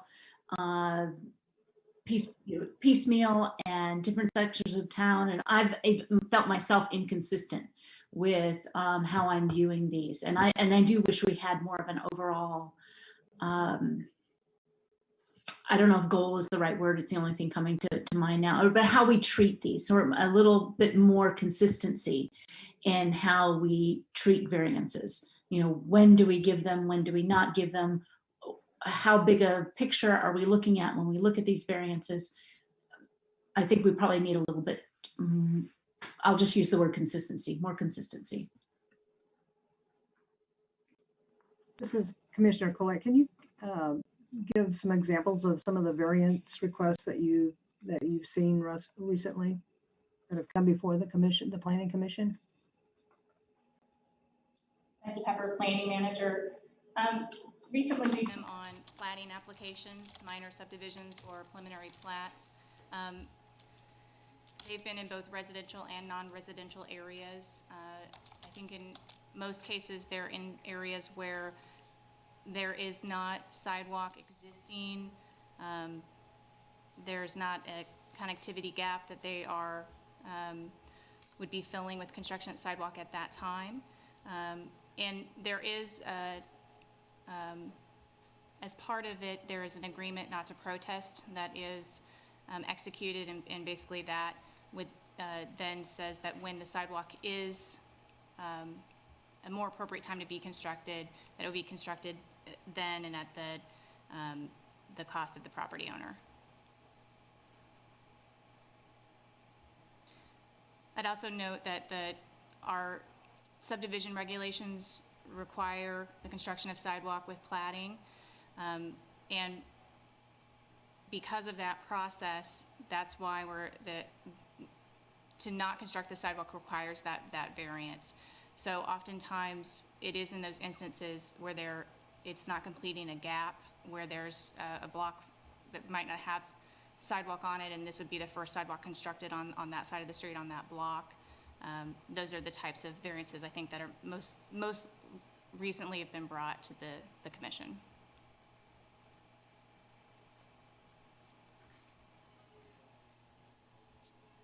Yeah, David Carter, Planning Commissioner.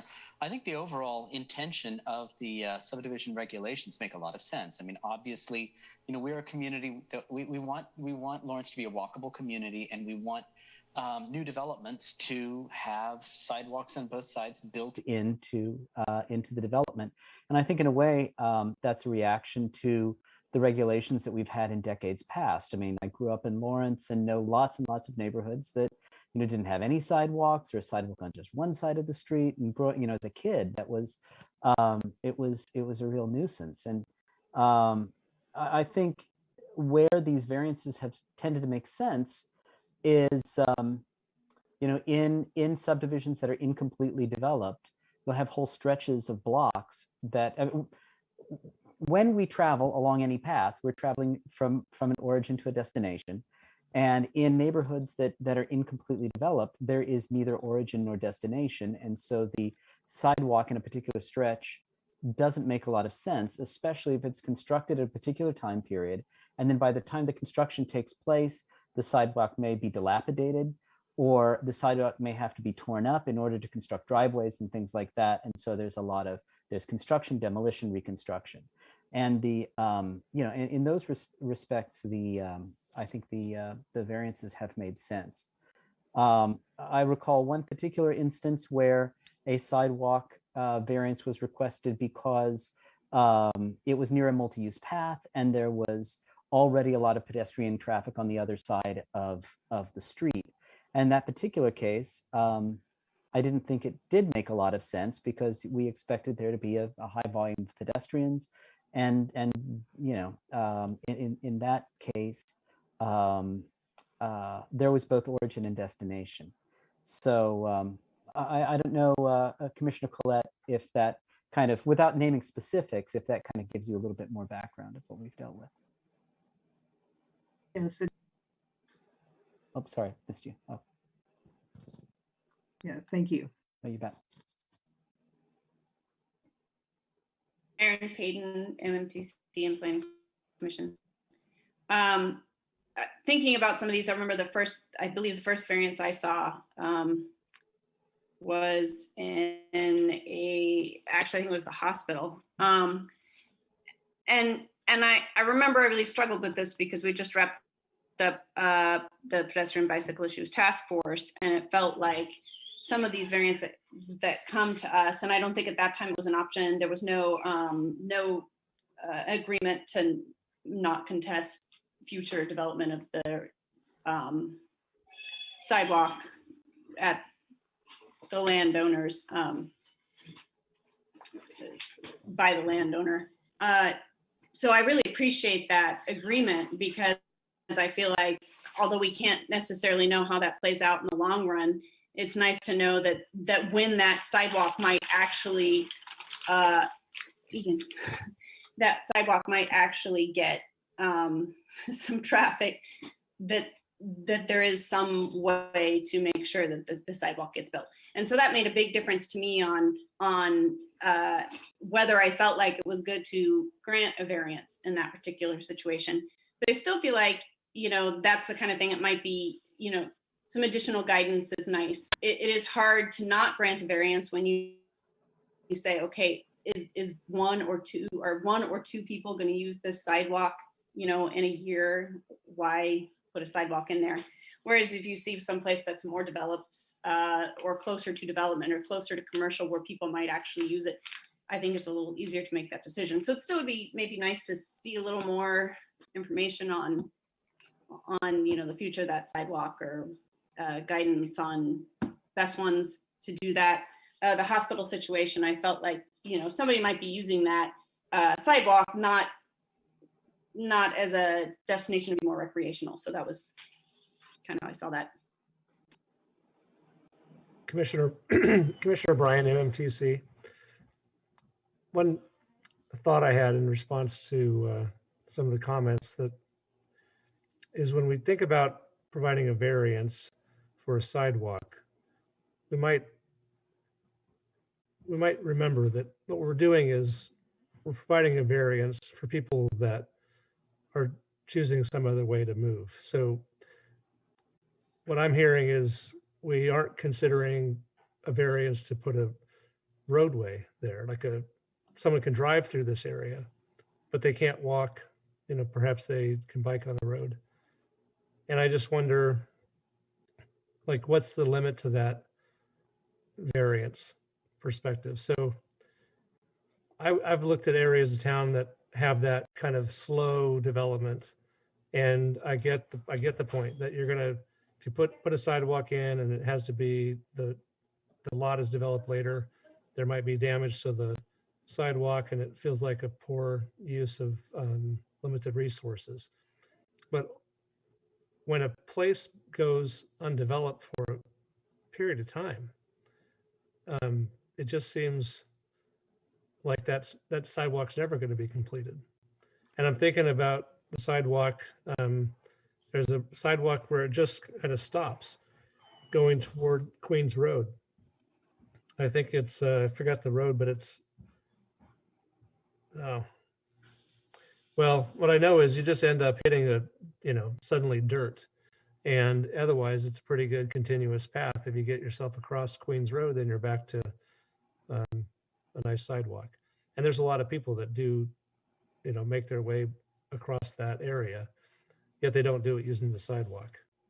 So I don't know, this is where I think it'd be useful when that decision's being made for some consultation with MMTC.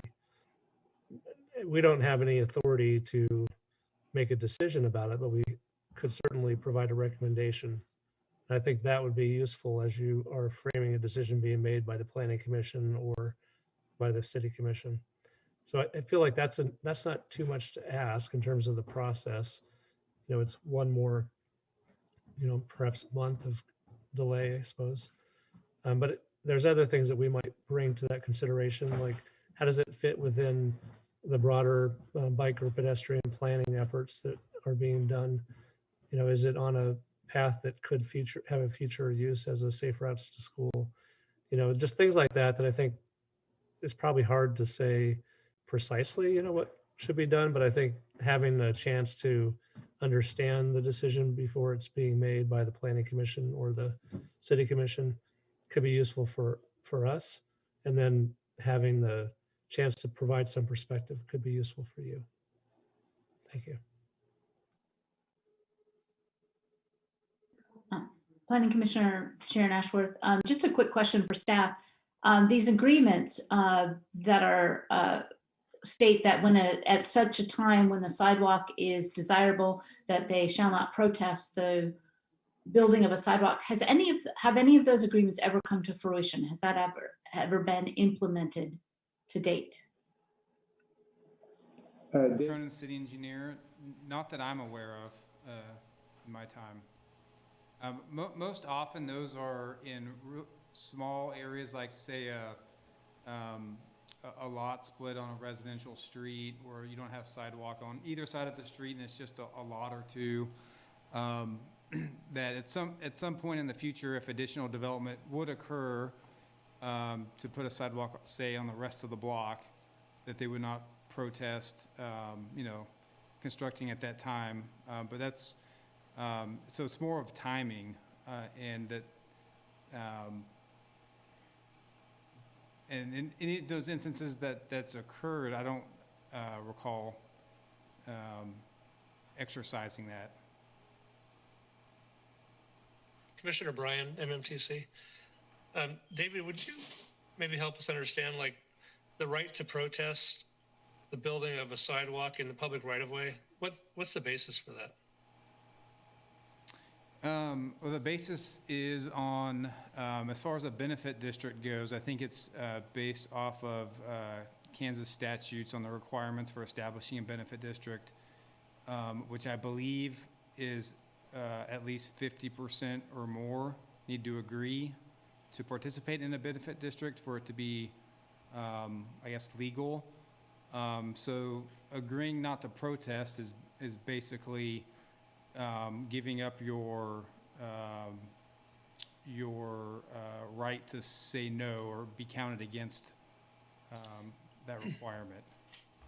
Thank you. So the protest is against the benefit district, not against the building of a sidewalk in the public right-of-way, correct? Correct. All right. So if it was funded through a different mechanism, there would be no right to protest the sidewalk, correct? Correct. All right. Is there anything that compels the private property owner to build a sidewalk? Like to fund that themselves privately? I know the repairs are required now, but if the city were to say a sidewalk needs to be put in this public right-of-way and it's adjacent to your property, does that compel the property owner to pay for the installation of the sidewalk? Dave Cronin, City Engineer. It's really up to the property owner, but most often, no, it does not compel them to put it in. It's an additional cost, and so a lot of times they perceive that as, you know, what's the need? If there's not a sidewalk, you know, adjacent to my property, why am I putting in a sidewalk? You know, that's really, there's a gap on either side. So in those sorts of instances, it's additional cost and just the perception of need. Public need or private need? Like they don't believe the public would use a sidewalk? Dave Cronin, City Engineer. I would say, yeah, the public need. Okay. But I think it just depends on, you know, on who's developing the property. And so that I think when we've got the variance, you know, the requests for variances, that has been the common theme behind not wanting to put it in. It's just, that's not connecting to anything and it's an additional cost. So Commissioner Bryan again. So is it possible to at least establish an escrow that would provide the funding for the future development of the sidewalk if a developer gets a variance? Because I'm just concerned that this really hinges on the benefit district, and perhaps the question really is, if a private developer is going to take land and develop it, and they're not willing to pay for all the public improvements to that land for it to be developed, for them to make a profit on it, could they at least put the money into an escrow that if it's not developed over a certain period of time, then eventually the funding's there for it. So it's not a matter of private property owners that in the future purchase those properties having to pay for the benefit. Dave Cronin, city engineer. Yeah, that's possible. In new subdivisions where we are going to look at phasing sidewalks in as the lots develop and have an established time period before they're all required. We're looking at being flexible on how we do that. I think on a lot of these infill projects where we do a minor subdivision, say in a residential area, if you were to set aside money in an escrow, when we've done these and we haven't ever gone back and built a sidewalk because there hasn't been, more development that occurred to keep connecting that network, then, there's a time, there would be a time period that I don't know what that time period requirement would be. But I think if you're looking 10 years or, a long term, it would be hard for the city to hold money in an escrow for a long period of time in those sorts of situations, if that makes sense. I'm just thinking if you're on a street that doesn't have sidewalk on either side of the street and you're splitting your lot to build another house, it's just, say a couple of lots on a large block, if the agreement not to protest is there for, if there's more development on that street or lot splits, at some point, something would trigger completing that whole block. What would that trigger be versus just 2 lots? Is it half of the lots? That could be something that is discussed, but the timing too and the time frame is challenging because on some of those there could be no other minor subdivisions for a long time, many years, and so that's the challenge I think with that, and that's where variances are most often requested. I think, right, Becky? Mm-hmm. But yeah, when we're looking at gap sidewalks on collector streets, arterial streets, safe routes to school, it's we very rarely, or I don't recall many ever where we supported a variance for not doing a sidewalk on those type of streets because it's in our plan to get sidewalks on both sides of those streets. I think it's the infill residential developments, and there are probably a few commercial where it's timing and connectivity. So there's some subjectivity to making a decision on a variance based off looking at the context of the overall network and what it's going to connect to and what's the perceived benefit. And so those are, I think, some situations that they could be that raise some questions, I would say. Well, thank you. It feels like we're kind of in a rabbit hole, so I don't want to keep going down this path. But I think going back to kind of the discussion about best practices and land use and transportation planning, I'd be interested in learning about, how we might avoid this problem where years go on and part of our public infrastructure is not developed, and it feels as if the private developers kind of gotten their profit, they've moved on, and they've kind of passed the buck, and really then it becomes a burden on the private owners, the property there, that their only way of solving that problem is through some kind of benefit district. And I don't know, just feels like there might be a need to explore either a different approach to doing the private development work that allows for that land to be developed and profited on, or maybe a different financing mechanism that doesn't involve imposing a benefit district on a community or in a neighborhood maybe that feels like, they already bought their land, they already bought their property. And I think that's the issue with Queens Road is there wasn't really enough foresight to make sure that when the property was developed, that the public infrastructure was built. And there was no escrow put aside to make sure that was paid for later. I'm sure that private developer made enough money or could have made enough money to take care of that public infrastructure or investment that needed to be made. Thank you.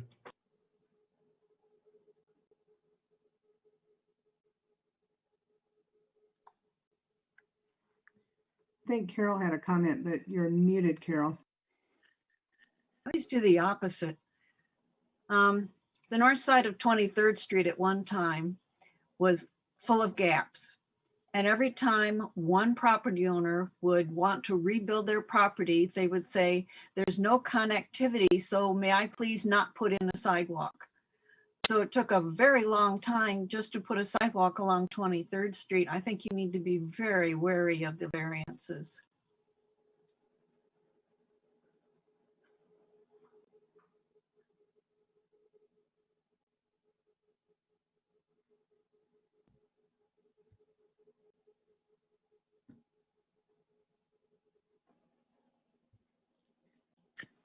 Luke Sinclair, Vice Chair, Planning Commission. I appreciate that comment, Commissioner Bowen. I would only add that I think we do have, it's a pretty high burden, I think, to get a variance. And it's one that I think as a commission we take pretty seriously, at least in my experience. Commissioner Struckoff, I saw your hand up. Eric Struckoff, Planning Commissioner. I agree with Commissioner Bowen's comment that it is something we do need to keep an eye on. Vice Chair Sinclair is correct. We do take it pretty seriously, and it is a bar that that's high enough that if somebody does meet it, they usually have to present a pretty good case to do that, and they have. I'll also add that in January we saw an application, or we were asked to consider ways of reducing the upfront costs of some housing, and among those proposals was one to simply change the timing of the sidewalk installation requirements to address just the issue that a couple of commissioners brought up, and that is the destruction of sidewalks that have been put in before construction is complete. So we have taken some steps to kind of address that part of the problem, and that was a problem that did need to be addressed. But I share Commissioner Bowen's concern that we just need to be vigilant and make sure that we keep our vision in sight for thoroughfares that are complete and complete for all users. I really cringe when I hear the lack of an adjacent facility used as a reason to perpetuate the lack of facilities. And so that's just something to keep in mind when these variances come up. Sometimes they are worthwhile and they make sense, but they don't always. And I think having taken at least a small step to address what was a real concern, a financial concern for developers was a good one, but we do need to keep the goals and the visions of this community in mind when we consider those.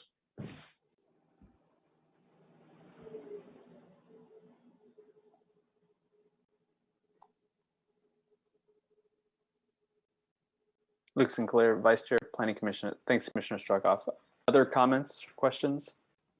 This is Commissioner Collette. I'd like to go back to Commissioner Ashworth's comment at the outset of this conversation and feeling like there wasn't, or it wasn't consistent, or that there wasn't enough guidance. And it sounds like some of you feel like there is, and so do you feel the same way? And or can you give some examples, I guess, Commissioner Ashworth, of ways in which that could be improved? I mean, someone mentioned, the possibility of it coming before the MMTC as well, to look at it. Would that be another check in the system that would help with that, or are there some limitations there? Planning Commissioner Sharon Ashworth. Well, in terms of another step, as Commissioner Bryan has recommended, I would certainly pitch that to staff, because I don't know what that would do to the timing of these projects. These variances that come before the Planning Commission are pretty minor compared to a lot of the stuff we do. So I don't know what that would do to the timing of these sorts of things. And that would be a question for staff. As far as some examples, it has felt, and I have felt just personally a little bit inconsistent, because these variances come through and it's just this isolated chunk of sidewalk in the middle of nothing. There's no development, hardly at all. It's in this, if they're in town, they're not necessarily out in the rural areas, and it's just this one chunk of sidewalk. And so, and that is how they are presented. But I think, thinking about that comment that was made by Commissioner Bowen in terms of, well, what is the potential for that being continued to use as an excuse? I mean, is a good way to think about it.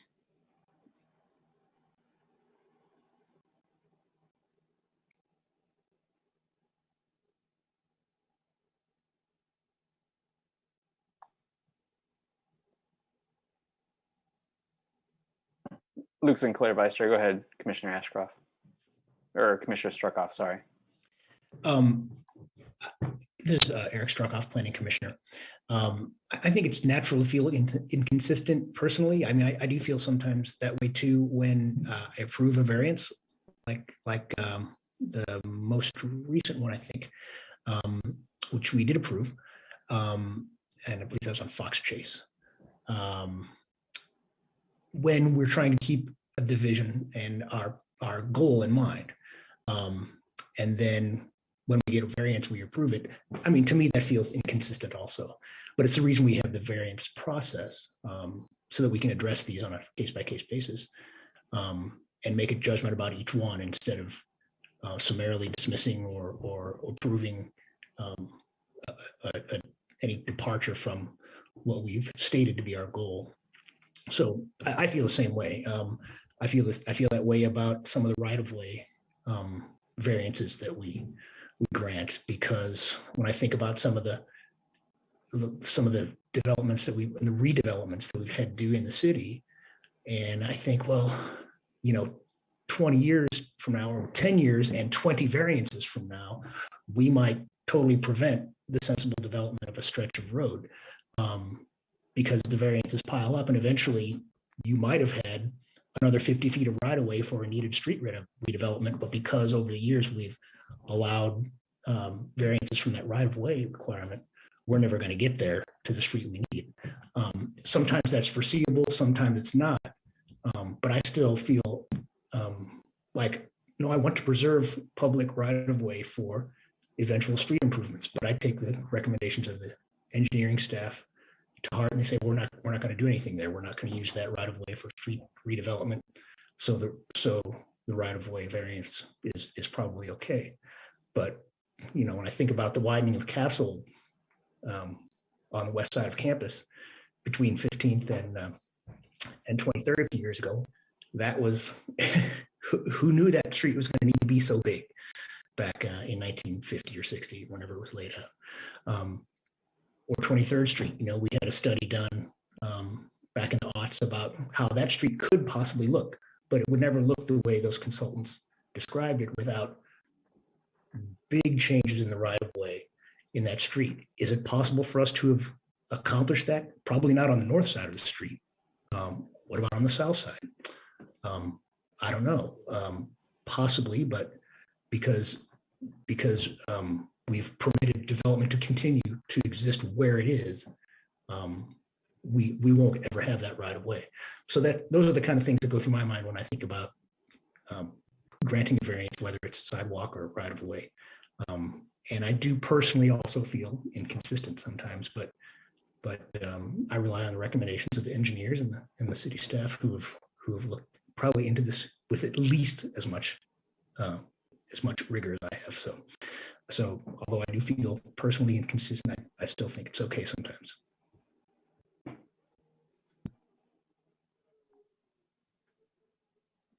Luke Sinclair, Vice Chair, Planning Commission.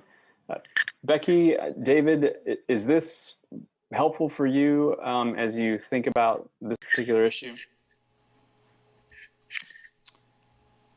Dave Cronin, City Engineer. Yeah, it's helpful. I mean, I understand some of the comments on some of the inconsistencies. I can see that. I think it's just depending on your perspective. And I mean, we look at it very, we scrutinize a lot of the requests for variances on these pretty closely. And we point back to our plans and our, like I said, when we're looking at developments on arterial, collector streets, safe routes to schools, and where there's clearly a benefit for completing gaps that we always recommend that those get put in with the development. So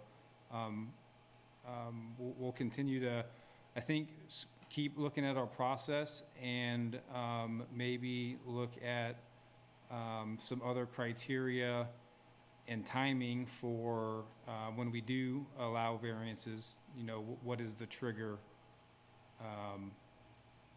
you know, to complete that sidewalk or that sidewalk network, and how does that tie into our planning efforts of getting sidewalks on one or both sides of a street, depending on its classification. And if I might also add, Becky Pepper, Planning Manager, I appreciate the comments provided tonight, especially hearing some concerns about being inconsistent. And I think that staff can take these comments and hopefully provide more information, more analysis in our staff reports to help you with those recommendations and determinations, and hopefully provide at least a feeling of more consistency. Luke Sinclair, Vice Chair, Planning Commission. Thank you both.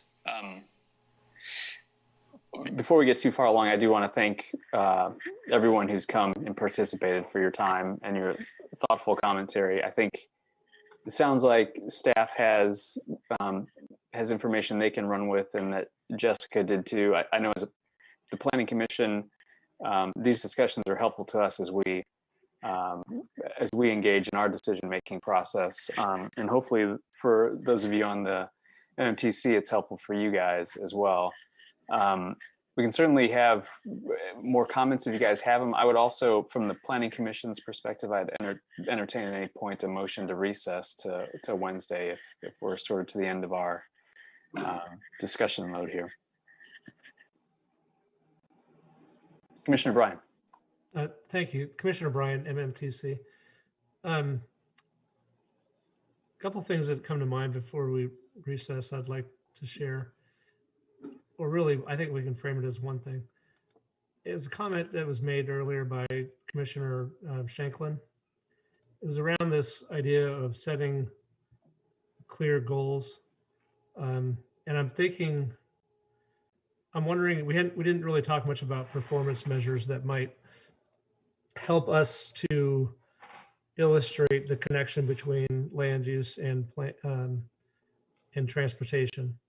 And I don't, maybe this goes back into the best practices discussion, but just some things that I think could be captured if we were to develop a shared set of performance measures and goals.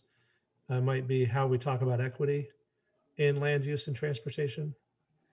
Perhaps we can look at metrics like the percent of households that are within a half mile of a transit stop. I'm just looking at a website from Center for Neighborhood Technology, and it shows about 66% of households are within a half mile of transit. Unfortunately, only about 14% are within a half mile of high frequency transit. Not sure what that means, but I assume high frequency is better. And I think if we could get to sort of a common sense of what measures matter from from both a transportation and land use perspective, that could be really useful for our community. And I think it's essential that we think about equity in all that work. So maybe that's where we kind of talk about what our goals are so that we build a community that works for everyone.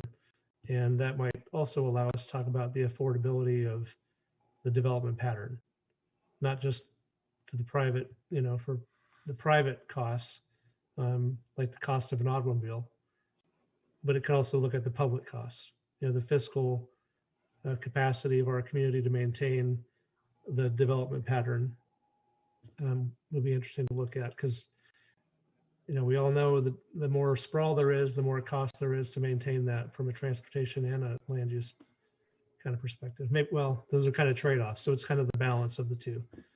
And then there's the kind of the opposite effect of trying to constrain growth so much that you actually increase the cost of land. So I think it'd be a nice challenge for us to take on, to think about what those metrics might be that help us as a community to talk about the intersection between land use and transportation. So I don't know, that might go into the best practices, or it could be just another discussion altogether. But put a pin in that maybe. Thank you.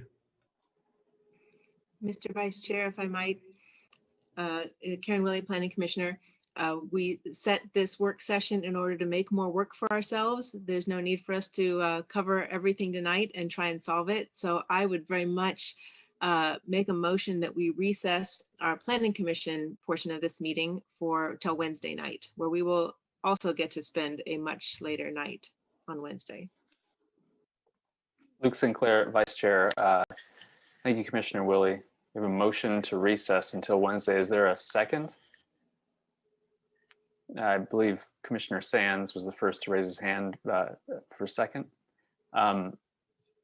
Becky, I guess that would you be the one to read the roll on that?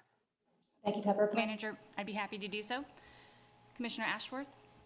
Yes. Commissioner Butler? Yes. Commissioner Carpenter? Yes. Commissioner Carter? Yes. Commissioner Paden?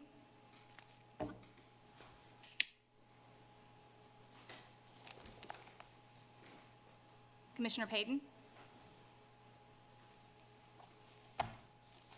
Yes. Commissioner Sands? Yes. Commissioner Shanklin? Yeah. Commissioner Sinclair? Yes. Commissioner Struckoff? Yes. Commissioner Willie? Yes. Motion passes 10-0. Thank you much. With that, we are in recess, and thank you to everyone who joined. Appreciate it, and we'll Planning Commission see you on Wednesday. Thank you so much. Thanks, everybody.